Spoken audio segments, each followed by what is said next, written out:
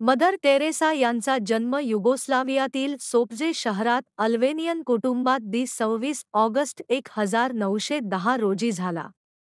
Theresa 7 वर्षांच्या असताना लढाईमध्ये त्यांच्या वडिलांचा मृत्यू झाला. युद्धाची भीषणता व वडिलांचा मृत्यू या दोन्हीचा त्यांच्या बालमनावर मोठा आघात झाला होता.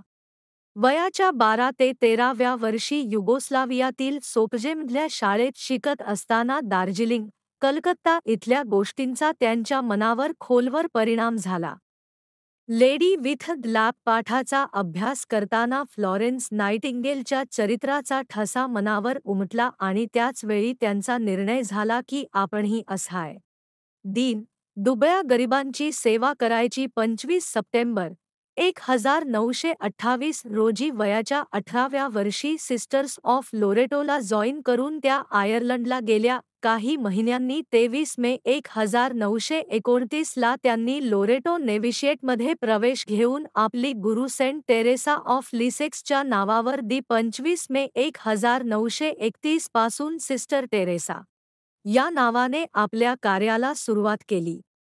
नंतर 25 मे 1937 ला त्यांनी मदर तेरेसा हे नाव घेतले. 10 सप्टेंबर 1946 रोजी मदर तेरेसा जेव्हा आगगाडीने कलकत्त्याहून दार्जिलिंगला जात होत्या, तेव्हा त्यांनी खिडकीबाहेर असहाय, गरीब, दीन, दुःखी स्त्रिया, पुरुष व मुले बघितली. त्यांच्याकडे अन्न, वस्त्र, निवारा काहीही नव्हते. हे पाहून त्यांचे मन अत्यंत दुःखी झाले. त्यांच्या जगण्याला एक नवी प्रेरणा मिळाली. त्या क्षणापासून लोरेटोच्या वैभवशाली वातावरणातून बाहेर पडून फुटपाथवरच्या असहाय गरिबांची सेवा करण्याचा विडा त्यांनी उचलला. 1948 मध्येच तेरेसा यांनी भारतीय नागरिकत्व घेतले. आपली वेशभूषा बदलून निळ्या किनारीची खादीची साडी नेसली. मग पाटण्याला जाऊन नर्सिंगचे प्रशिक्षण घेतले. आता कलकत्त्याच्या रस्त्यावर गरिबांची सेवा करण्यासाठी तेरेसांकडे केवळ 5 रुपये होते.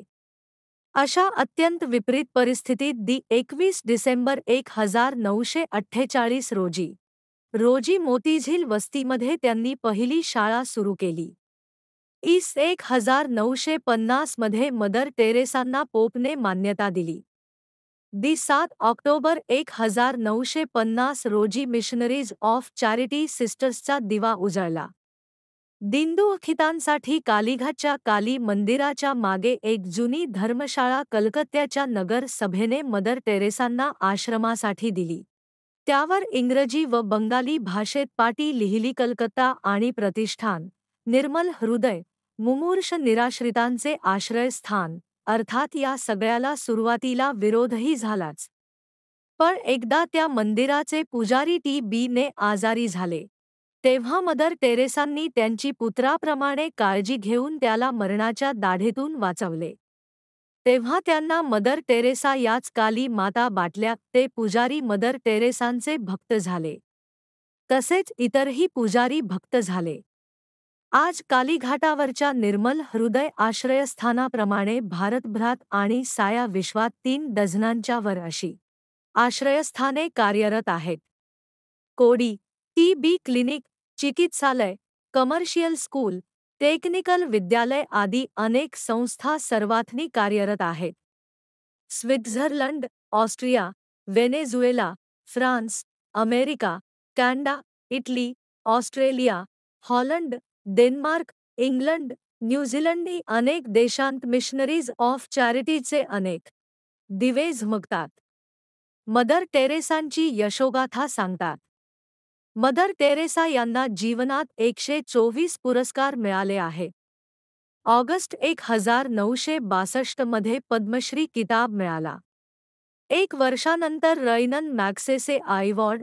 जानेवारी 1971 मध्ये व्हॅटिकन सिटीमध्ये पोप जॉन पॉल 13वे यांचे जॉन पीस प्राइज. त्याच वर्षी 2 अन्य पुरस्कार गुड सॅमॅरिटन अवॉर्ड आणि John F. Kennedy international award हे सर्व पुरस्कार त्यांना मिळाले. त्याच वर्षी कॅथॉलिक युनिव्हर्सिटी ऑफ अमेरिकेने डॉक्टर ऑफ ह्युमन लेटर्सची उपाधी प्रदान केली.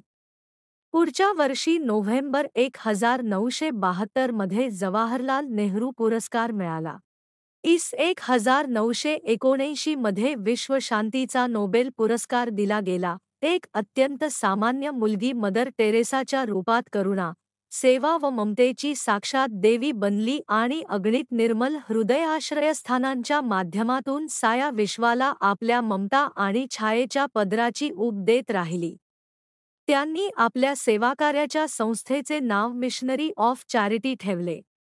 आज कलकत्त्याच्या निर्मल हृदय व दुसऱ्या अनेक आश्रम व सेवा संस्थांचे जाळे भारतातच नाही, तर जगात पसरले आहे.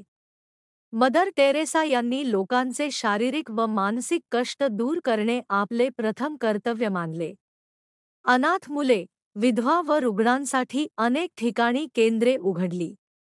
मदर टेरेसांच्या निःस्वार्थ सेवेने प्रभावित होऊन अनेक सरकारांनी त्यांना पुरस्कार दिला, पण त्याचबरोबर आर्थिक मदतही केली. मार्च 1980 मध्ये मदर टेरेसांना भारताचा सर्वोच्च नागरी सन्मान भारतरत्न देऊन गौरविले. 5 सप्टेंबर 1997 ला हृदयविकाराच्या धक्क्याने कोलकाता येथे त्यांचे निधन झाले.